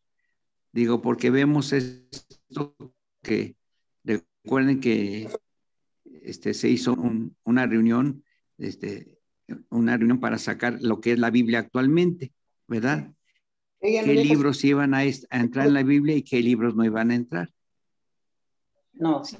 Y creo que todo el mundo sabemos eso, ¿no? Entonces, yo creo que es interesante y que podría llevarnos a muchas cosas, a un estudio muy bueno. Pues, okay. Quiero aclarar algo, por favor, a todos los participantes. Recordemos que este grupo, habemos personas de diferentes denominaciones, que por favor cuidemos las expresiones con respecto a cualquier otra iglesia, hacerlo con respeto y de la manera histórica, sin juicios ni criterios personales. Por favor, hermano Héctor, ahorita después del hermano Alberto López, por favor, adelante para que participe.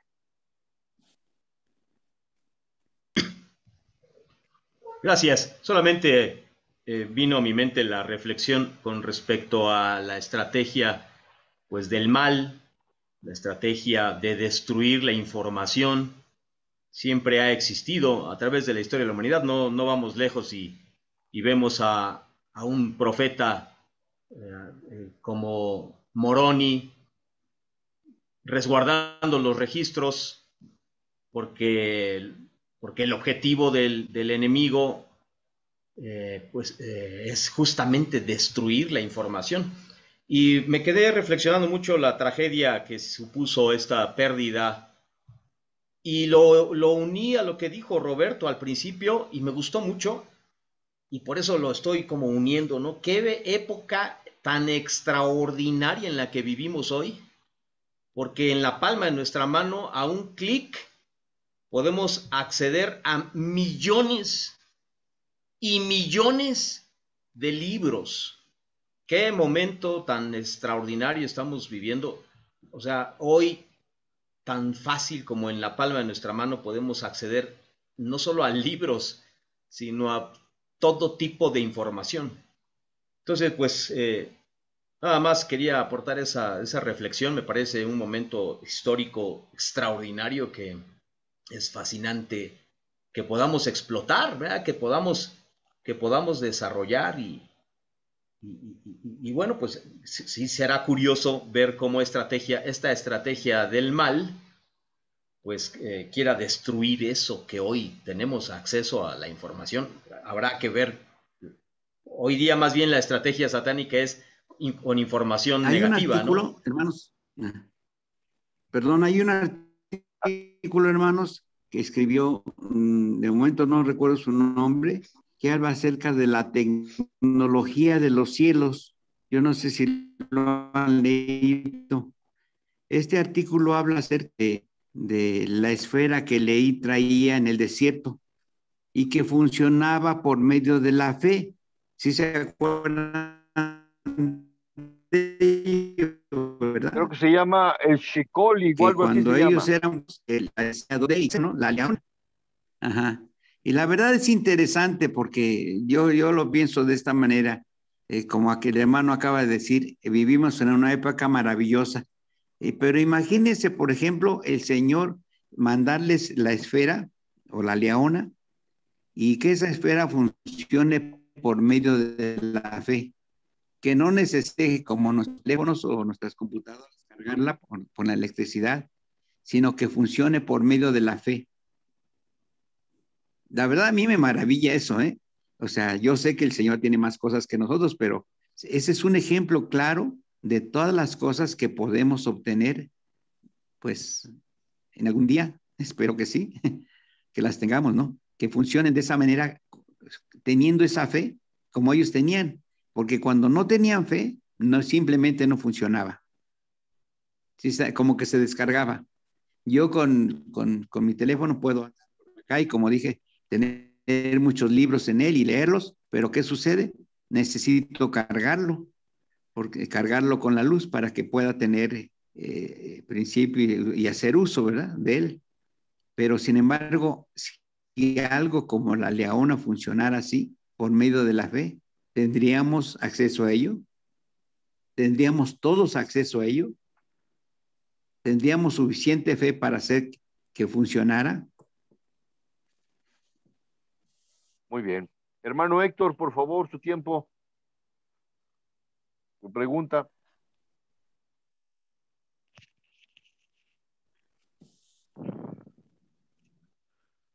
Hermano Héctor, ¿se encuentra con nosotros todavía? En lo que viene, hermano Agricol, por favor. Sí, pusieron ahí abajo, Isaac, el artículo que se llama La tecnología de los cielos. El que Sí, es ese. Ajá, ok. Retomando un poquito lo que dice Alberto, hermanos, yo quisiera hacer una reflexión, hermano Soriano. Hay un libro que yo les recomiendo a todos, de este politólogo italiano que se llamó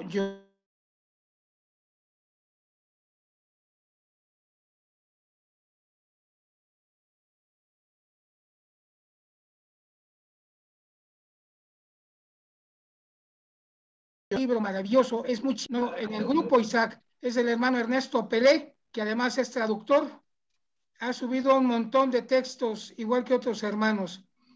Ese texto de Giovanni Sartori se llama Homo Videns, y él dice que en el principio fue el Homo sapiens, después el Homo economicus y ahora el Homo Videns. Es decir, el hombre actual recibe mucha información y a veces no tenemos tiempo ni siquiera de procesarla, así como la recibimos, la desechamos.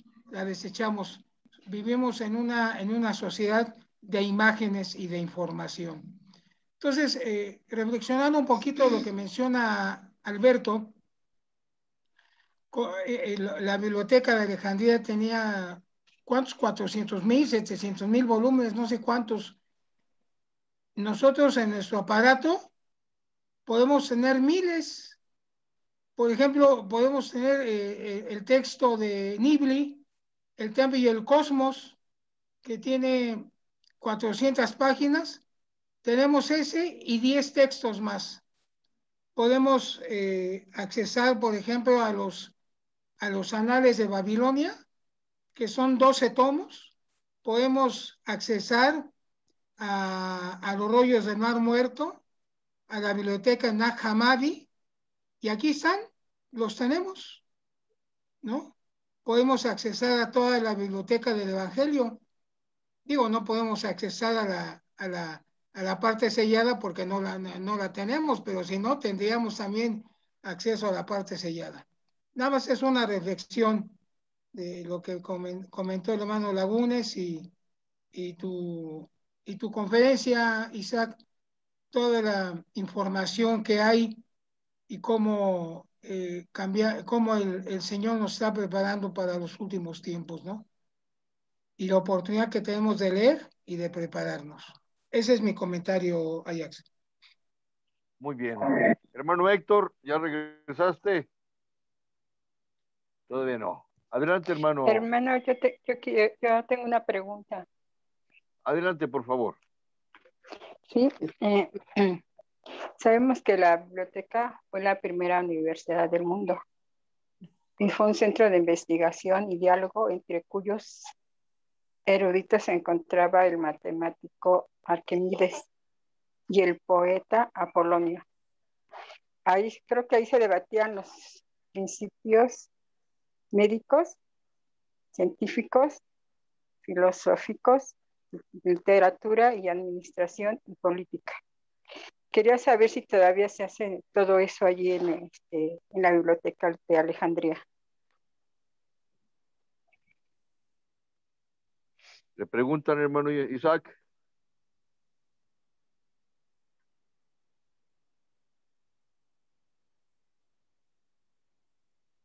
¿Se encuentra el hermano todavía?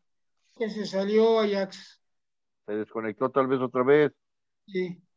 A ver si logras comunicarte de nuevo, por favor. Sí.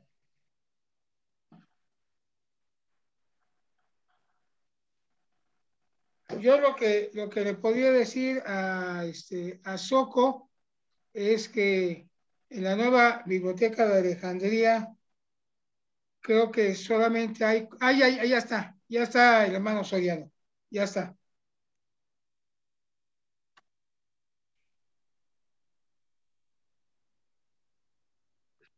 Esperemos tantito.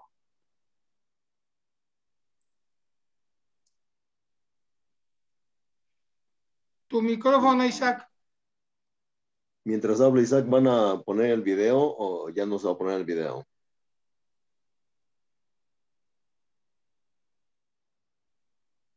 ¿De cuánto tiempo es el video? Porque había mencionado que fuera después de la charla.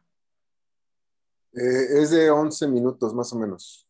Hasta adelante, si hay tiempo. Claro, cuando ustedes me digan. Pues...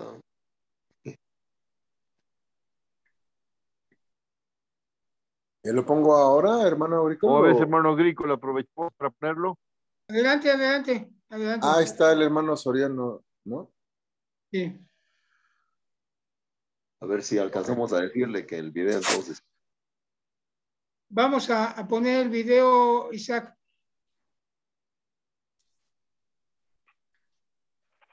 Bien, gracias.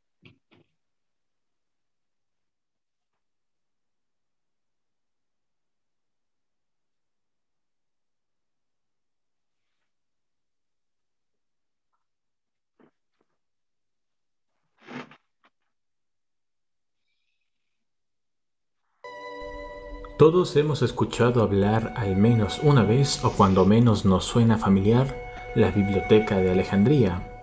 Pero, ¿qué sabemos sobre ella? ¿Qué representa el hecho de su existencia para el desarrollo del progreso en la humanidad? Estamos hablando del acervo de conocimiento más grande jamás sabido en la época clásica, y uno de los más significativos en la historia de la humanidad. Hoy veremos 10 datos que abrirán tu curiosidad sobre tan magnífico lugar. Uno, que para comprender su trascendencia en profundidad, es necesario conocer lo que ha llegado hasta nosotros de su historia. ¡Comencemos!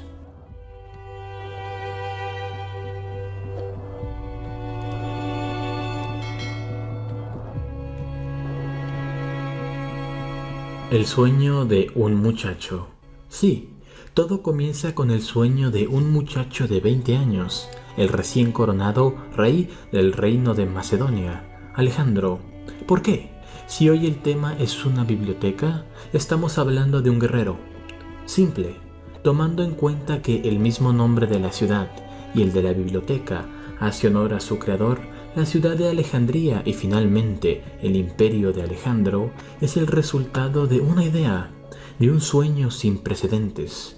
El muchacho Alejandro soñó con un mundo unificado, Soñó con viajar a los confines de la tierra para conquistar reinos lejanos, a lomos de su caballo bucéfalo, al lado de sus amigos de toda la vida, cabalgarían hasta el fin del mundo. Las barreras fronterizas serían derribadas, la cultura griega llegaría a dar luz a los pueblos que ellos llamaban bárbaros. El mundo estaría unido en un sueño y proyecto sin precedentes, tan lejos de su hogar, contra todo pronóstico y en una empresa que desde toda perspectiva pareciera una locura. Alejandro dejaría un legado más allá de su muerte, donde la difusión de la cultura griega, el helenismo, cambiaría el mundo para siempre. Una materialización por excelencia de su sueño sería precisamente la Biblioteca de Alejandría. Un instrumento de dominación. Más allá de los sueños o ideales, Alejandro y posteriormente el mismo Ptolomeo y sus sucesores sabían, aprendieron y confirmaron que las ventajas. Las visiones que has tenido toda tu vida no son alucinaciones, son recuerdos. Técnicas, tecnológicas y culturales son determinantes a la hora de mantener la dominación sobre los pueblos que se dominaban. Los ptolomeicos eran conscientes de que la dominación militar, aunque efectiva, es desgastante y muy cara. Por tal razón, la dominación ideológica y cultural es indispensable para asegurar el dominio a largo plazo. Por tal razón, rodearse de hombres eruditos y sabios, versados en toda ciencia, aseguraba tener las herramientas más óptimas para la dominación. Así de sofisticados eran los helenos, quienes sabían que aprender sobre los pueblos que dominaban era algo indispensable. Entender cómo pensaban y funcionaban, además de asimilar lo mejor de ellos, les haría perpetuar por largo tiempo su dominio.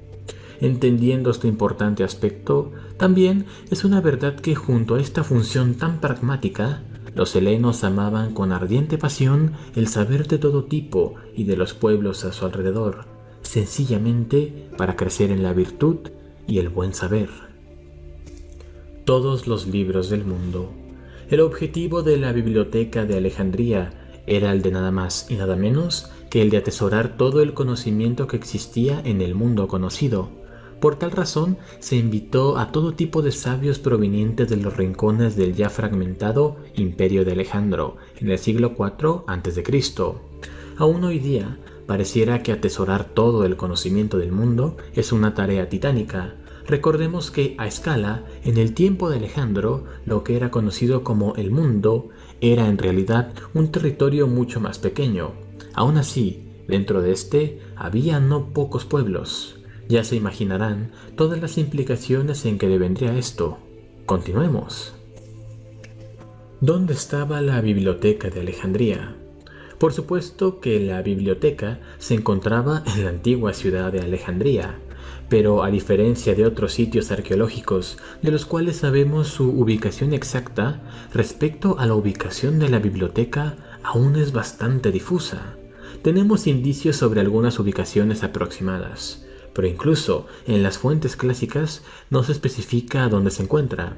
Muchos dan por sentado que la ciudad moderna ha sepultado los vestigios, o ésta se encuentra ya sepultada bajo el mar. ¿Cómo conseguir libros? Los administradores de la Biblioteca de Alejandría procuraron por todos los medios hacer llegar escritos y libros procedentes de todos los pueblos y lenguas del mundo. Por tal razón, en ocasiones recurrían a métodos interesantes.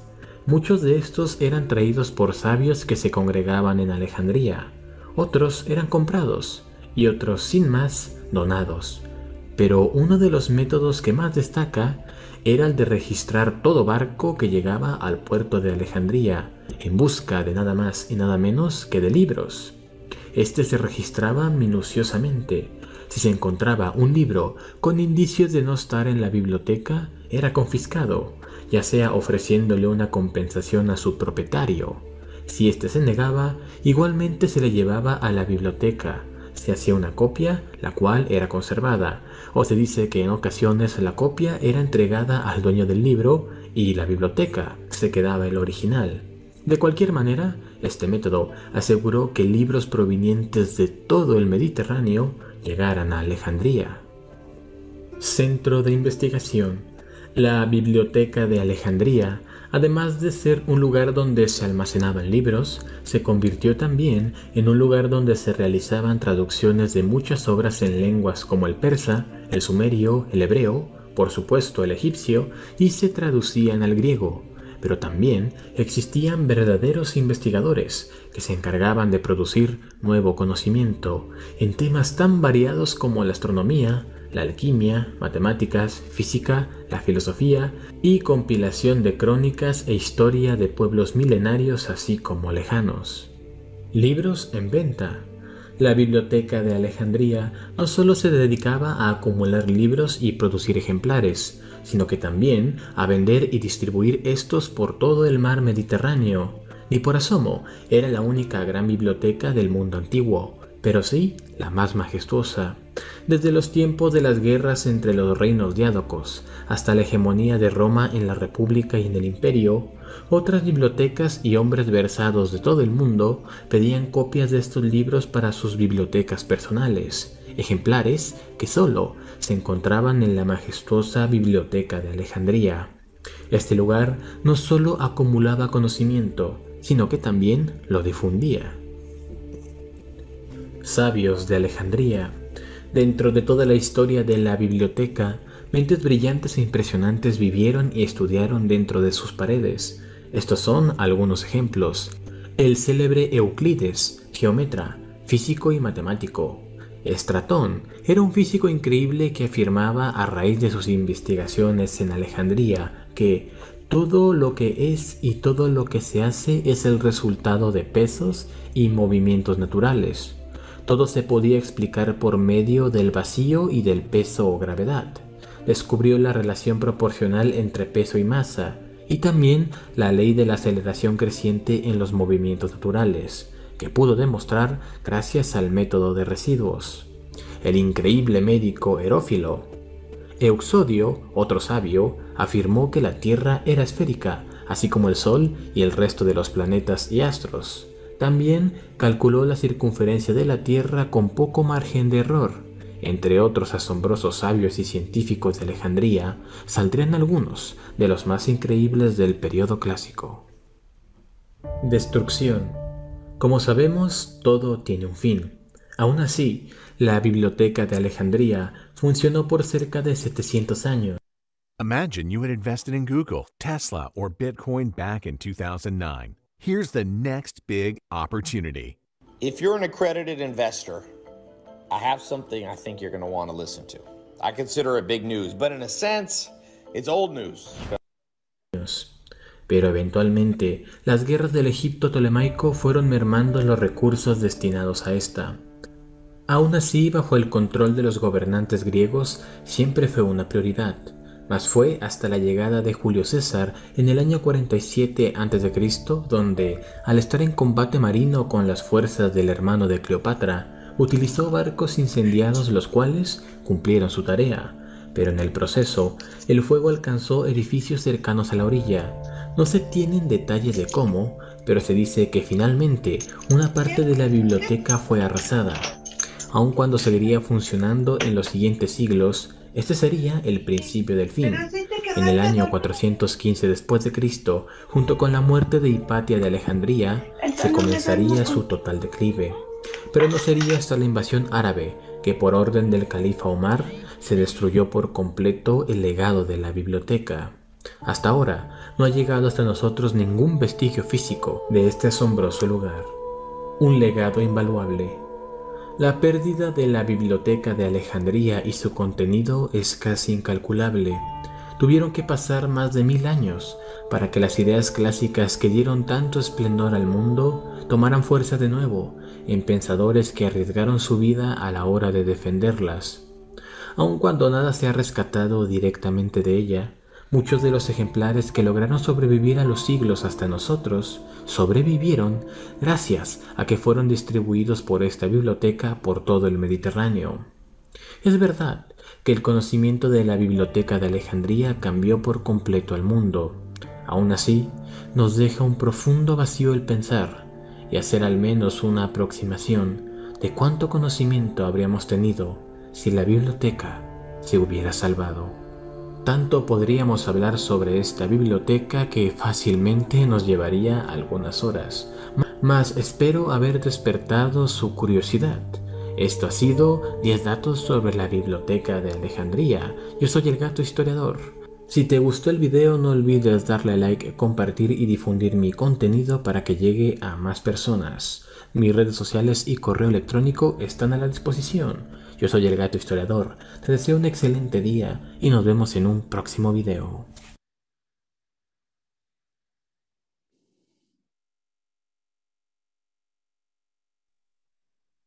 Muy bien. Pues hemos terminado. Alayo, por favor, si quieres tomar la palabra tantito antes de terminar.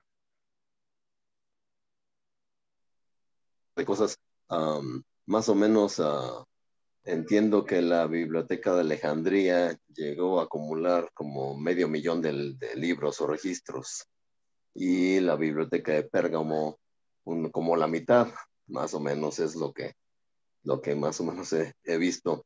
Y la otra es, quedó pendiente la pregunta de la hermana en cuanto a lo que iba a contestar ahorita Grico Lozano, pero ya pusimos el video para que no se quede esa pregunta sin respuesta, por favor. Gracias.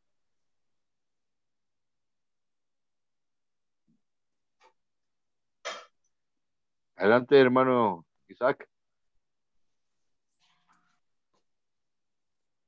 Héctor, ¿te encuentras ahí? No. Todavía no. La hermana Perla comparte una frase de Hipatía. Defiende tu derecho a pensar, porque incluso pensar de manera errónea es mejor que no pensar.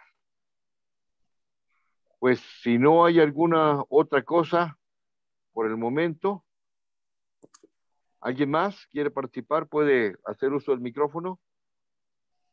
Yo, Ajax Isaías Martínez. Aquí estás, hermano. Adelante, por favor. Bien. Bueno, pues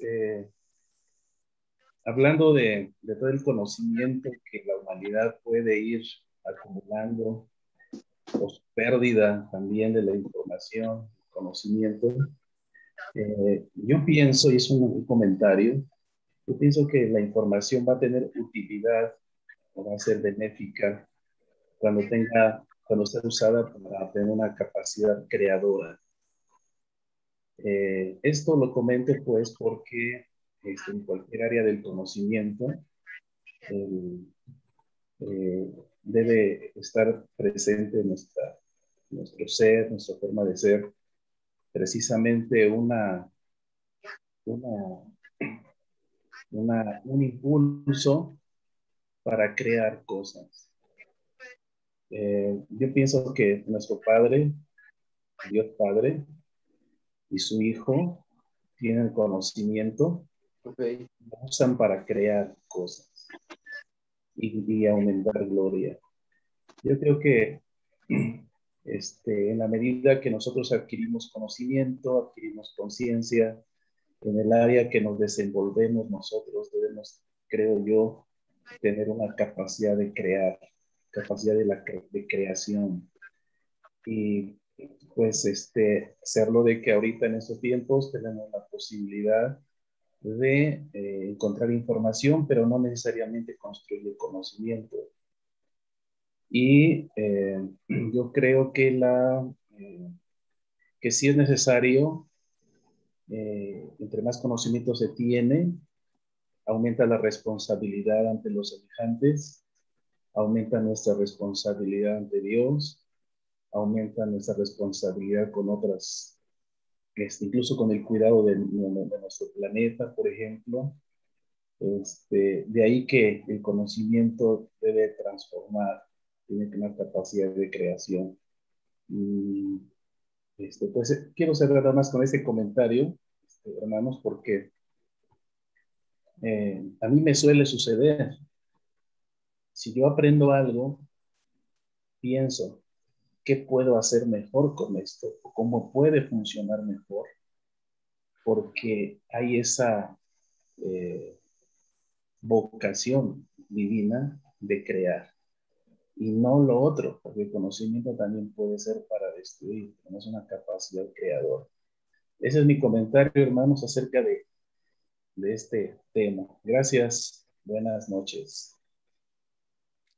Hermano, nos debes una charla sobre ese tema, hermano, tu trabajo.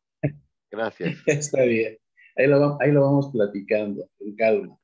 Necesito su coacheo, porque todos para mí son grandes hombres y mujeres en este grupo. Gracias, Ajax. Buenas noches. ¿Alguna más participación, hermanos? Son las 10:02 de la noche. El hermano está dispuesto todavía, pero bueno, parece que no tenemos más preguntas.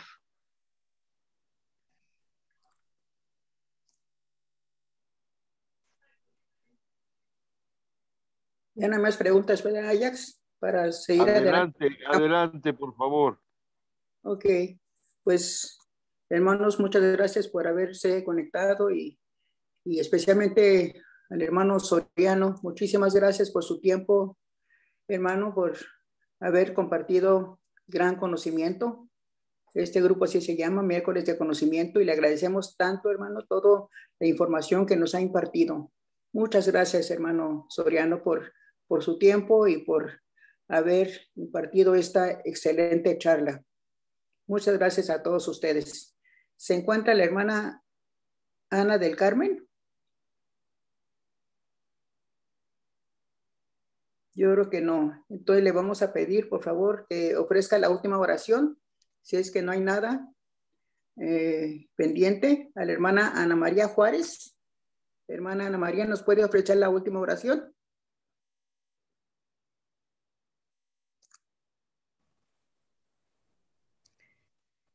Nuestro bendito y bondadoso Padre Celestial, en esta hermosa noche, un grupo de tus hijos especiales, te estamos dando gracias con todo nuestro corazón, porque nos das con estas